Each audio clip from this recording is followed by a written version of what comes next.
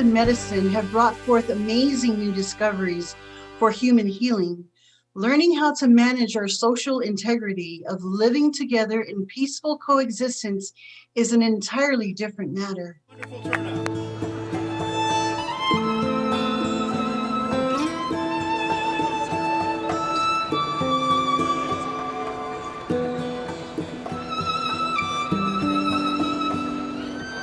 My mission in life is to eradicate human prejudice against especially religions, and focused on Jewish-Muslim relations. I really work hard on anti-Semitism and Islamophobia both, as a Muslim and somebody who is a scholar of Holocaust and Jewish studies. We have to invite people across a divide on the table.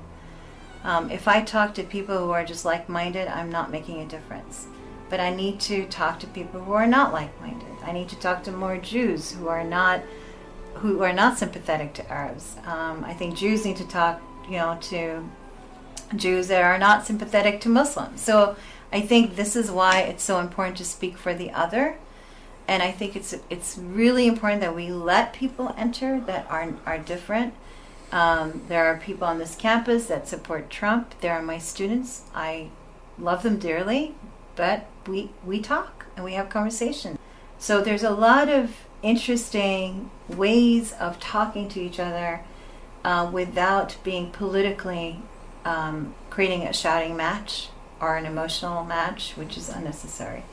And I think these are the skills that I have as an educator. I don't think I would have these skills if I were just, someone walking in the street and somebody was offensive. And I think learning so much history and looking at people that guns and shouting matches and emotional responses have just destroyed more lives along the way. If you look at the civil rights movement, Abraham Heschel was arm in arm with Martin Luther King. His daughter was just here at this college last year, Susanna Heschel, to give a lecture and spend some time with me, and it was an honor. Because what she did was, she didn't talk about the Holocaust, she talked about today, and the prejudice, and the rise of anti-Semitism, and how we have to act, because she has that legacy of the civil rights movement. The alliance between Dr. Martin Luther King and Rabbi Abraham Joshua Heschel was extraordinary but not surprising. These were people of color and Jews who historically had the common experience of being subjugated, of suffering prejudice, of being alienated and demonized. And it was a natural alliance for them to come together. Abraham Joshua Heschel said they were praying with their feet, that the marching was a sacred, prayerful occasion. That's a model of that coalition of those communities that we are seeing renewed around the country today.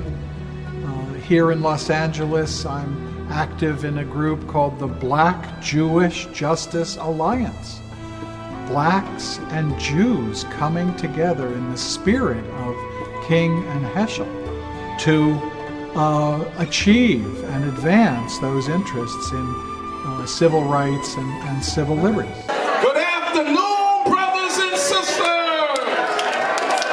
How are you doing? We are here at the first gathering, the Heschel King Forum, the first one put on by the Jewish Justice Alliance. We have worked on criminal justice issues. We have been in the forefront and we're getting this aligned. And after today, we'll give yourself a hand. So today I want for us to be honest about what we see when we examine the body of our nation. Yes, there is a great and awful pain in the gut. It is the pain of polarization and division. It is the ache of cruelty and incivility. As the world gets more hateful, more dishonest, and more dangerous, We must become even better versions of ourselves, more patient, more compassionate, more loving. Because in the end, it is only love that wins. Activists from abolitionists to civil rights leaders were often people of faith, whose belief in God and whose reading of the Bible compelled them to resist the norms of slaveholder religion and affirm the sanctity of all human life and the dignity of all of God's children. We are called to build globally networked communities of love.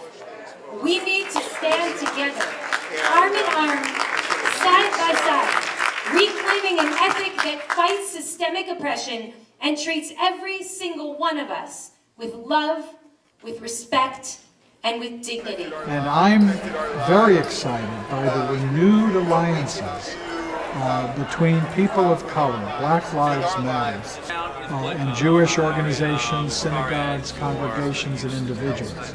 I think it is one of the most positive signs in our current political atmosphere to see that renewal, and it's deeply ingrained and embedded of Dr. King that the arc of history bends toward justice.